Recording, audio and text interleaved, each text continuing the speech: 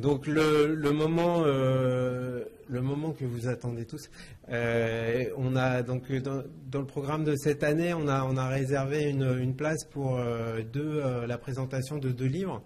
Donc le livre sur l'histoire du BEA, dont Roger Gaboriau vous en avez parlé l'année dernière et que Sébastien Barthes va vous présenter. Et la dernière livraison de l'association Anciens Aérodromes, que tout le monde connaît ici, mais dont je vais un tout petit peu rappeler l'activité. Donc, Anciens Aérodromes s'intéresse à un patrimoine aéronautique un peu délaissé, si on peut appeler ça comme ça, puisqu'il ne s'agit pas d'avions, mais plutôt d'infrastructures. Voilà. Et donc, ils ont fait un travail remarquable de cartographie, de mise en valeur et d'éditorialisation de ce patrimoine. Et donc le livre que Daniel va vous présenter à l'instant, c'est le 11e livre de leur collection qui s'appelle Aérodrome et qui présente un aérodrome. Donc là, en l'occurrence, c'est la base d'Évreux-Fauville en Normandie. Voilà. Daniel, à toi la parole.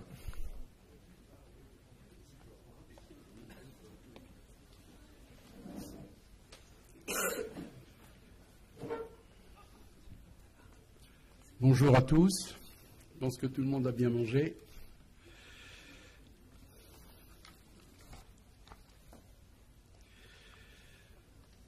Alors, merci à Paul Dame de permettre à notre association Anciens Aérodromes de présenter le numéro 11 de la collection Aérodrome consacrée à l'histoire de l'aviation sur le terrain d'Évreux-Fauville. Ce 11e livre, Évreux-Fauville, s'inscrit dans la collection Aérodrome, une initiative qui est née en 2009 du contrat que nous avions besoin, dont nous avions besoin d'un média de connaissance des aérodromes complémentaire à notre atlas en ligne, qui puisse être utilisé à la fois comme carte d'identité d'un terrain, mais aussi pour tisser des liens avec un public majoritairement présent sur les meetings. Le choix des terrains s'appuie d'abord sur des initiatives de nos membres d'ESA, tous bénévoles, fédérés au sein d'un collectif de rédaction. Le fil rouge de nos ouvrages tient en 3 principes: des aéronefs, des hommes et un terrain. Toutes les publications de la collection Aérodrome s'inscrivent dans une ligne éditoriale claire et constante depuis le début, qui fait la marque de fabrique de 2A. Il ne s'agit pas d'un livre d'art, mais bien de retracer les occupations civiles et militaires d'un terrain, depuis son origine jusqu'à la période contemporaine,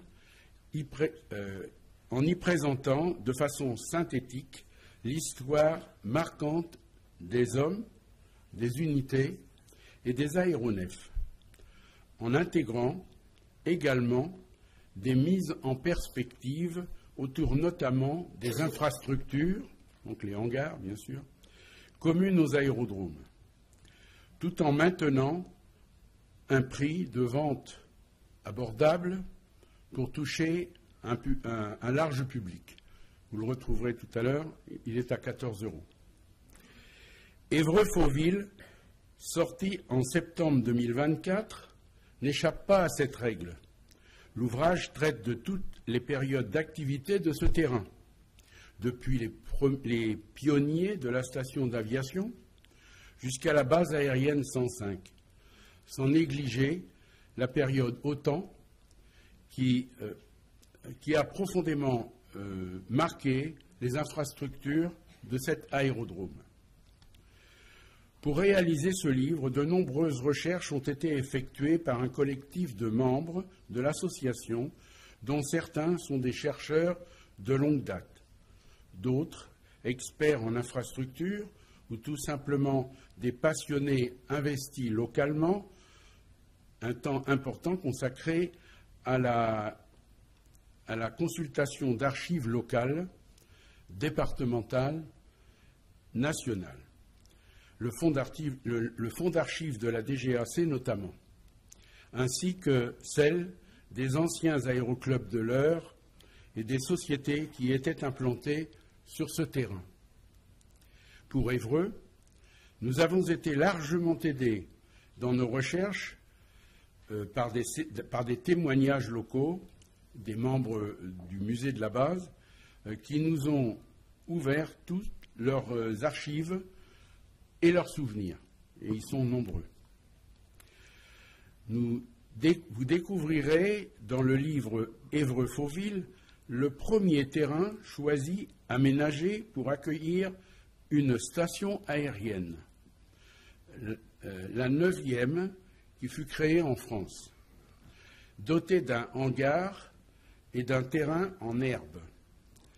Proche de la route de Paris, dès 1910, ce choix permit aux visiteurs militaires et civils d'accéder facilement à un aérodrome qui sera baptisé la Halle Bélanger, B-E-L-E-N-G-E-R, pas comme le général Bélanger qui est le chef d'état-major aujourd'hui, qui lui est B-E-L-2-L-A-N-G-E-R.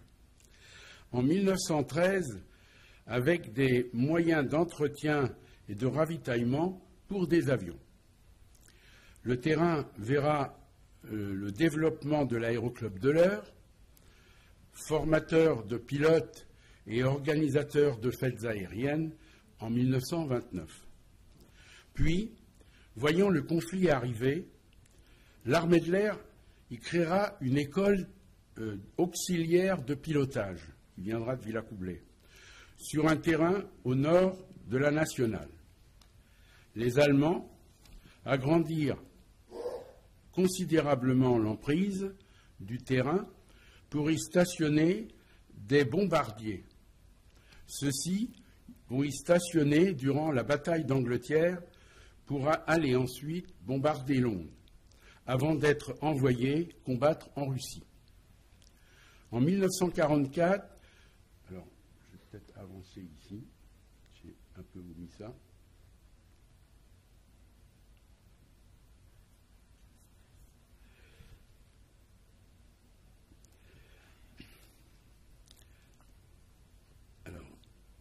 En 1944 vient la libération d'Évreux, car l'armée américaine, suivie du retour à l'armée française, qui sera visitée par le ministre des Armées, Charles Tillon. En 1952, début de la construction de la base aérienne OTAN, équipée pour la sécurité de l'Europe, pendant la guerre froide et animée par des soldats et leurs familles américaines jusqu'à leur départ voulu par le général de Gaulle qui verra le 1er septembre 1967 la création de la base aérienne 105. Dès la création de la base aérienne 105 arrive la 64e escadre de transport avec ses escadrons successifs Béarn, Maine, Anjou et le GAM, avec toutes les unités permettant le fonctionnement de la base, dont le Vaucluse, le Bigorre, l'Astarté, l'Aubrac, le CIFT et ses commandos. Mais surtout, c'est à Évreux que sont formés les officiers de réserve durant la période de la conscription. Beaucoup d'entre vous, peut-être, y sont passés. Ainsi que de nombreuses autres formations et stages au sein du groupement École 306. Plus récemment est arrivée la brigade franco-allemande, Rhin, et de nombreuses autres unités et services qui y sont également implantés. Nous n'oublions pas les communes qui environnent la base et celles sur lesquelles la base occupe une partie de leur territoire. Elles participent régulièrement aux activités qui y sont proposées et sur lesquelles résident les personnels œuvrant sur la base. Alors, Le travail de recherche, alors, je vais passer ici. Le travail de recherche a permis d'illustrer l'ouvrage de nombreuses cartes, dont certaines inédites, ainsi que des plans des implantations successives d'entreprises et d'unités. Des détails de construction chers à notre ligne éditoriale rappellent que les services des bases aériennes, qui dépendaient de l'équipe de la DGAC, ont œuvré à la construction et au renouvellement des installations de ce terrain. C'est le cas tout récemment de la tour de contrôle. Vous y trouverez aussi l'histoire de certains aviateurs célèbres, techniciens, inventeurs d'avions, ainsi que des témoignages de militaires avec nos liens QR codes qui sont implantés dans le livre. Enfin, suivant les périodes de la liste des unités et des modèles d'avions qui ont été stationnés sur la base, tant en période de guerre que durant la période américaine.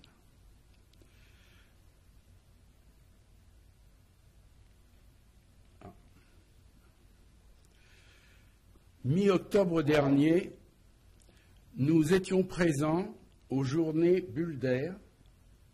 Je n'ai pas été assez vite. Nous étions présents aux journées Bulles d'Air sur la base aérienne 105, où le livre était présenté au sein de la salle de tradition de la base, où se trouve également un grand nombre de matériels venant des services qui ont été dissous, tels des machines à coudre, ainsi que de nombreuses pièces d'avion divers, telles des roues, des nez d'avion, des perches et des tenues militaires et des insignes. Alors, ils en ont vraiment beaucoup sur des tableaux.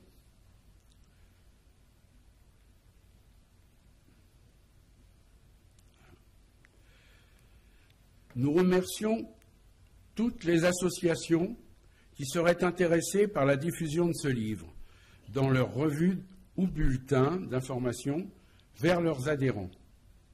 Possibilité également de vous proposer la vente de ce livre et des autres livres de notre collection.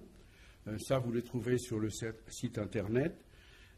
Et n'hésitez pas à venir m'en parler à la fin de la commission. Le 14 décembre prochain, le livre sera présenté à la presse, à la mairie d'Évreux, en salle des mariages, à partir de 10 heures. Si vous souhaitiez y participer, dites-le moi et je vous ferai parvenir une invitation. Voilà, c'est à peu près ce qui était à noter. Sauf si vous vouliez le livre, eh bien, vous en avez un sur la table ce soir en sortant, tout à l'heure en sortant. Merci beaucoup, Daniel. Alors, ce que Daniel n'a pas mentionné, mais c'est que la base d'Évreux a été le lieu d'un événement culturel majeur, puisque c'est à Évreux, dans la base, que Jimi Hendrix s'est produit pour la première fois en France. Voilà. Et le fait est relaté dans le livre. Voilà.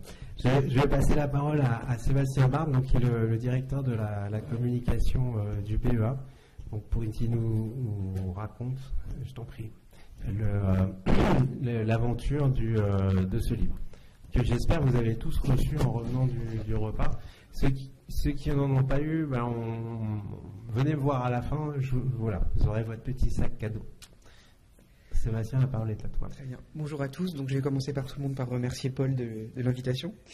Je suis très heureux de vous présenter le livre qui vous a été remis ou que vous aurez à la fin de la commission. Donc, je suis le porte-parole de ce projet, mais c'est vraiment un projet qui a été collectif, donc je tiens à le préciser. C'est un projet au long cours qui a été initié en 2016, donc sachant que le livre fait 208 pages, ça doit faire 26 pages par an. C'est pas génial comme rendement, mais je pense que le résultat est à la hauteur. À la base, il y avait deux embryons de projet côté BEA sur l'histoire du BEA et côté GIACRE. Donc l'idée a été de faire évidemment un seul projet et de mettre en commun tous les talents et les compétences. Donc c'est un projet tripartite entre le GIACRE d'une part, la commission mémoire de l'aviation civile de la DGAC et le BEA. Donc il y a un groupe de travail, je dirais c'est les membres permanents qui ont suivi le projet du début jusqu'à la publication aujourd'hui. Jean-François Grassino, dont je salue la mémoire, qui nous a quittés en 2022, a vraiment été le fer de lance au démarrage du projet. Niveau mission mémoire de la DGAC, Ariane Gillotte, qui a même continué après son départ en retraite, que je salue, qui est parmi nous, et Paul Dame, qui a repris, qui a eu le boulot le plus facile, en fait, qui est arrivé une fois que tout était quasiment fini, mais qui nous a quand même... Passager clandestin, c'est ce que je fais. Voilà. Bernard Hadès, qui n'est pas là aujourd'hui, niveau Giacre, Jean-François Vivier, qui est là, que je salue, et à côté BEA, moi j'ai eu la chance de participer à ce groupe de travail avec mon adjoint Jean-Philippe Arsagnan, qui nous a vraiment aidé à finaliser la relecture et la cohérence historique au niveau du livre. Et au cours de cette histoire de 8 années, on a été rejoint ponctuellement par plein d'autres gens.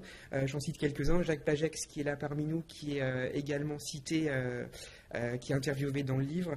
Il y a eu également Patricia Loin. Pardon ? J'ai dit que c'était les membres permanents. C'est le conseil de sécurité sont ici. Les autres sont venus ponctuellement. Donc Jacques Pagex, Patricia Loin, Alain Agnesetti, côté BEA, nous a pas mal aidé pendant 1 ou 2 ans. Et ça nous a permis d'avancer pendant ces 8 années. Quelques mots sur la ligne éditoriale du livre. Il ne faut pas vous attendre à avoir une encyclopédie sur le BEA. Ce n'est pas le Wikipédia du BEA. Ce n'est pas l'Encyclopédia Universalis. C'est vraiment une approche qui est thématique et non chronologique. Et pour reprendre une expression de Jean-Philippe Arsagnan, ça mêle le passé et le présent du BEA. L'idée, c'est pas de faire une hagiographie, c'est d'identifier des thèmes qui sont clés dans l'histoire du BEA et de proposer des développements sur ces thèmes. Dans le même ordre d'idée, il ne faut pas vous attendre à avoir 10 pages sur le Rio Paris ou sur le Concorde, parce qu'on est parti du principe que même si c'est des enquêtes qui sont emblématiques de l'histoire du BEA, c'est des sujets qui ont été maintes et maintes fois traités dans des livres, dans des documentaires, dans des films. Donc il y a des petites fiches que vous verrez dans le livre qui sont très succinctes, et vous pouvez aller plus loin en allant sur le site du BEA ou en regardant tout ce qui a été fait ailleurs pour avoir plus d'informations sur ces événements. L'idée était de vraiment parler des sujets les moins évoqués dans l'histoire du BEA, et de ne pas traiter en longueur les choses que vous pouviez trouver ailleurs. On voulait aussi parler des aspects internationaux, du point de vue des tiers sur le BEA, que ce soit le point de vue des industriels, des familles ou de l'opinion publique. Les vrais challenges qu'on a eus, c'est pour ça que le projet a été très long, c'est qu'on s'est rendu compte qu'il y a très très peu de documentation sur le travail et l'activité du BEA, entre 48 et 70. Parce qu'il n'y a pas déjà de rapport annuel du BEA avant 2001. Donc, à part les rapports d'enquête qui sont publiés ou les rapports de commission d'enquête dans la première partie de son histoire, on n'a pas grand-chose. Donc, je sais qu'Ariane Gillotte a fait un travail formidable vis-à-vis des archives nationales et vis-à-vis de tout ce qu'elle pouvait trouver à l'époque, même avant qu'on formalise vraiment le groupe de travail. Mais ça a été un vrai challenge. Et du coup, on s'est basé beaucoup sur du témoignage oral, sur les personnes qui pouvaient encore le faire, avec des infos contradictoires. Donc, quand on avait un intervenant qui nous dit A et le suivant qui nous dit B sur le même sujet, il a fallu essayer de faire des recherches annexes pour trouver un consensus sur tel ou tel sujet. Aussi, au niveau iconographique, vous verrez dans le livre, on en a quand même mis beaucoup, mais il n'y en a quasiment aucune avant les années 80 pour les mêmes raisons. Les seules iconographies qu'on avait, c'était celles des rapports d'enquête, qui objectivement étaient difficilement publiables. Il n'y avait pas vraiment de filtre à l'époque sur ce qui était publié dans les rapports d'enquête. Donc ça fait partie des challenges qu'on a eu dans la préparation de cet ouvrage. Il y a eu globalement 4 phases dans le groupe de travail, dans l'organisation. Les 2 premières années ont été consacrées à réaliser le plan de travail du groupe de travail, comment on allait s'organiser. Roger Gaborio, qui est l'auteur de l'ouvrage, qui est également là aujourd'hui, a fait un travail phénoménal en termes de rédaction de fiches thématiques, d'essayer d'organiser tout le contenu dont il était abreuvé à chaque réunion, de tiers, d'interviewés, de sources diverses et variées. Donc il a vraiment fait un gros travail de préparation pour qu'on soit prêt à rédiger. Donc on a identifié les thèmes qu'on voulait évoquer, on a sélectionné les personnes qu'on voulait interviewer. Parfois, ça n'a pas été facile pour les gens qui ne sont plus en activité d'avoir les coordonnées, de les faire se déplacer ou de nous déplacer vers eux. Et on a fait beaucoup de recherches documentaires. Encore une fois, je salue le travail d'Ariane Gillotte et de la mission mémoire à ce sujet. Une fois que tout ça a été fait, 2018-2021, il y a eu tout le travail de recueil des interviews et de transcripts. Alors, dit comme ça paraît pas très compliqué, mais une interview de 3 heures à retranscrire par écrit, c'est énormément de travail. Il faut après filtrer ce qui a été dit pour le rentrer dans les différents thèmes qui avaient été sélectionnés. Et on a eu également un travail pour savoir quelles enquêtes allaient être évoquées. Pour vous donner un ordre d'idée, aujourd'hui, on fait à peu près 150 enquêtes par an. Donc, si vous multipliez par 75, même s'il n'y a pas eu le même volume tous les ans, c'est un gros volume d'enquêtes. Donc, l'idée était de sélectionner des enquêtes qui avaient soit un intérêt technique par rapport à la sécurité aérienne, une enquête qui avait fait progresser la sécurité, soit une enquête qui avait eu un retentissement social, public très important, ou des enquêtes qui étaient liées à des interviews, par exemple, au sein du livre. Donc, les enquêtes ont été définies à ce moment-là. Ensuite, la pause Covid nous a retardé énormément, mais on a commencé à rédiger chapitre par chapitre. On a essayé de faire des recherches pour trouver des photographies qui collent à la rédaction. On a négocié aussi avec Galaxy Press les droits d'un film qui est intégré au livre dont je vous parlerai tout à l'heure. Donc des droits qu'on a pour 2 ans. Donc, ce qui fait que jusqu'en 2027, vous avez un accès privilégié à ce film. Je vous en parlerai plus tard. Et 2024 a été, c'est là que Paul arrive les mains dans les poches alors que tout était fait. On a validé, défends-toi Paul. 2023. Très bien. Donc on a validé les chapitres un par un. Roger a commencé à faire la mise en page. Et on a, je pense, depuis le mois de juin-juillet, avec Jean-Philippe et puis 5 ou 6 personnes qui ont pu relire le livre, on a fait, je crois, 10 passages de relecture avant vraiment de valider le bon à tirer pour l'imprimeur. Il y a eu un gros travail de vérification de cohérence historique. Et pour l'anecdote, on a eu un doute avec le directeur actuel, Monsieur Pierre Rivuère. On n'a même pas le doc qui prouve que le BEA a été créé en 1946. Donc on a un document officiel qui dit qu'il existe un document qui prouve que c'était écrit en 1946, mais ce document en tant que tel, on ne l'a jamais trouvé. Donc c'est indiqué dans le livre. Et donc voilà, tout ce travail de cohérence historique a été fait, notamment aussi la chronologie des directeurs. Jean-Philippe a beaucoup travaillé pour qu'elle soit correcte. Parce que vous verrez dans le livre, il y a des trous, on n'a pas de nom de directeur ou de chef de département, de service, pardon.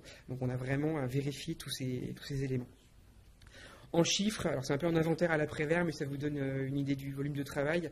On a fait 46 réunions du comité de pilotage entre 2016 et 2024. On a fait 25 interviews de grands témoins, dont 4 anciens directeurs du BEA. Il y a eu 12 relectures cette année, pour aboutir à un livre de 10 chapitres qui fait 208 pages que vous avez entre les mains. Et le plus important, le contenu, donc les thèmes qui ont été retenus, c'est la structure du BEA et comment il marche vers l'indépendance. L'indépendance est vraiment un élément clé de ce qu'est le BEA aujourd'hui. Évidemment, il y a des chapitres sur les moyens, qu'ils soient techniques, immobiliers, financiers ou humains. Il y a 2 chapitres sur le cœur de métier qui est comment fonctionne une enquête du BEA, c'est-à-dire comment elle est organisée et qu'est-ce qui se passe en amont et après, donc la publication, les recommandations de sécurité et ce genre de choses. Un focus fort sur l'aviation générale, parce que même si le BEA est souvent médiatisé pour son travail en transport commercial, le cœur de l'activité, c'est quand même l'aviation générale. Donc on a vraiment voulu laisser une place majeure à l'aviation générale.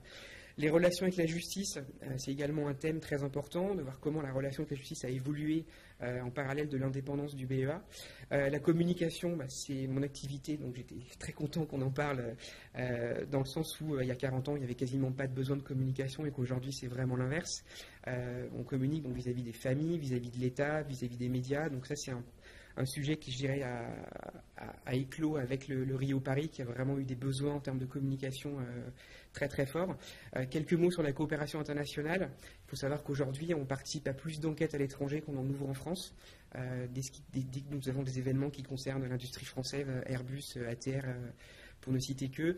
Le BEA est impliqué, donc c'est également un point qui est très important. Et le 10e chapitre, donc comme je vous le disais, c'est un chapitre qui est consacré à F447, la traque du Rio Paris, qui est un documentaire de 2018 qui a été fait, on peut dire qu'il a été quasiment coproduit par le BEA. Donc on a vraiment validé l'écriture, le tournage de ce documentaire, et on a fourni avec le CPAD qui avait tourné les recherches en mer pendant quasiment 2 ans à notre demande. On fournit des images qui sont inédites. Et pourquoi on tenait vraiment à ce que ce documentaire soit inclus? Parce qu'encore une fois, ce n'est pas une hagiographie. C'est-à-dire qu'on montre que le BEA a commis des erreurs, s'est trompé collectivement avec d'autres services. Donc ça montre vraiment la recherche de la vérité, je dirais, de comprendre ce qui s'est passé dans cet événement, donc les recherches durent 2 ans. Et c'est un documentaire qui donne la parole à beaucoup de gens qui sont cités ou interviewés dans le film. C'est vraiment un vrai complément du livre. Si vous ne l'avez pas vu, je vous invite vraiment à le lire. Et tout au long du livre, vous avez 15 QR codes qui sont disséminés à chaque fois qu'on parle d'une enquête. Donc c'est les fameuses enquêtes dont je vous ai parlé tout à l'heure. Vous avez des éléments systématique pour chaque enquête, le bilan, pourquoi l'enquête a été sélectionnée dans le livre, donc quel est son intérêt en termes de sécurité aérienne. Et le QR code vous donne accès au site du BEA. Vous pouvez, le minimum syndical, c'est le rapport d'enquête. Vous pouvez avoir sur les grosses enquêtes type Rio Paris, des études de sécurité, les communiqués de presse, des rapports intermédiaires, une médiathèque, des vidéos. Donc vous pouvez aller plus loin en utilisant les QR codes. L'idée aussi, c'est de ne pas s'arrêter là, parce que le BEA, son histoire va continuer. Là, on s'arrête à peu près au début des années 2020 en termes d'historique. Et l'idée, c'est, on a déjà créé sur le site internet du BEA une rubrique Histoire, où le livre va être hébergé en plus de Calaméo. Et l'idée, c'est qu'on valorise les archives qu'on peut avoir. Donc là, j'ai pris un petit exemple. On a le premier rapport d'archives du BEA qui date de 1948, qui, accessoirement, en termes d'objets, est absolument magnifique, parce que tous les plans sont faits à la main, c'est des vieilles photos en noir et blanc, c'est du papier Bible. Donc, les plans, ce genre de choses, on va en prendre soin, on va les numériser, on va les faire en forme de livre électronique, on va les mettre à disposition dans la rubrique Histoire. Et on pense aussi faire des fiches thématiques sur certains sujets, sur certains métiers, pourquoi pas redonner la parole à des personnes qui s'exprimaient de manière trop limitée dans le livre pour explorer certains sujets. Donc on va travailler là-dessus pour faire vivre, comme le disait Rémi Jouty à la fin de sa préface, voilà, il y aura peut-être un jour un volume 2, mais en attendant on voudrait faire vivre l'histoire du BEA de cette manière-là. Et pour terminer, on est en train de travailler sur une version anglaise du livre, qui sera identique, qui sera uniquement digitale cette fois, et qui sera hébergée sur notre site courant juin 2025 si tout va bien, pour qu'il puisse être accessible dans le monde entier. Voilà, et pour le dernier mot, vu que nos collègues du Musée de l'Air et de l'Espace sont là, le livre est également à la médiathèque du Musée de l'Air et de l'Espace. Et voilà, je pense que j'ai terminé. Si vous avez des questions, je serai ravi d'y répondre plus tard. Merci. Est-ce que j'ai respecté le temps, c'est bon ? Parfait, Sébastien. Petite remarque, c'est un ouvrage dont je ne recommande pas forcément la lecture avant de prendre l'avion. Voilà. Mais je vais appeler les... Est-ce que vous avez des questions ? Sinon, je vous propose de passer à la table ronde suivante, qui est l'introduction au film. Ah si, il y a une question. Il y a Marie-Laure. Quelle liberté vous avez eue pour la rédaction du livre ? Est-ce qu'il y a des sujets que les uns et les autres vous ont demandé d'écarter et quel est le lien avec les compagnies, par exemple ?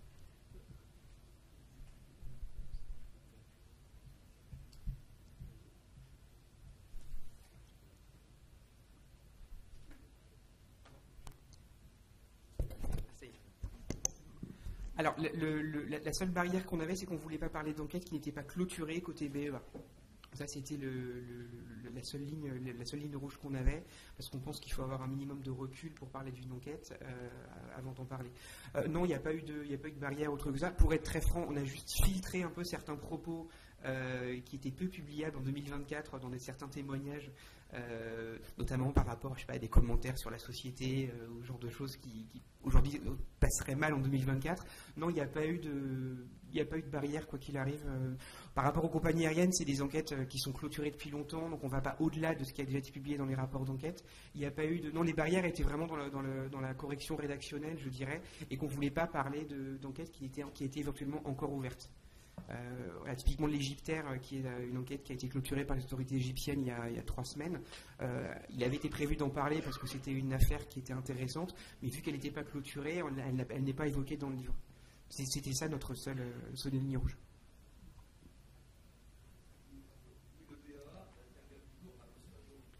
Ah oui. Non, c'est pas une question si... On fait pas de veille. On va être notifié d'un événement quand il arrive. S'il rentre dans notre périmètre d'ouverture d'enquête, on va ouvrir une enquête. Et oui, c'est automatiquement a posteriori. Oui, tout à fait. Merci beaucoup Daniel, merci beaucoup Sébastien. Donc, Céline, Marie-Hélène et Pamela, je vous invite à nous rejoindre.